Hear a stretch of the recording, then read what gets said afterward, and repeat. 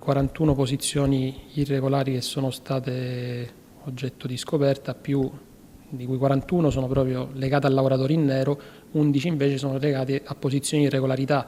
Posizioni di irregolarità che fanno riferimento alla mancata attivazione della chiamata nel caso di lavori intermittenti, mentre per altri 4 casi la mancata attivazione delle posizioni INPS e INAIL. È il bilancio dei controlli eseguiti dai finanzieri della compagnia di Castelfranco Veneto.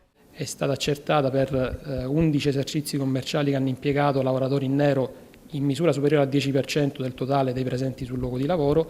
È stata irrogata la sanzione della sospensione dell'attività imprenditoriale. Oltre a ciò, per 2 degli esercizi commerciali che sono stati sottoposti a controllo è stata accertata la corresponsione di pagamento con mezzi di pagamento non tracciati, motivo per cui sono state irrogate delle ulteriori sanzioni. Operazione del Comando Provinciale delle Fiamme Gialle che nei primi 4 mesi del 2024 ha intensificato i controlli volti a riscontrare l'osservanza delle norme sulla tutela del lavoro. Ispezionate diverse attività commerciali operanti soprattutto nel settore della ristorazione, ma i controlli hanno interessato anche un laboratorio tessile in cui è stata rilevata la presenza di un lavoratore sprovvisto di permesso di soggiorno.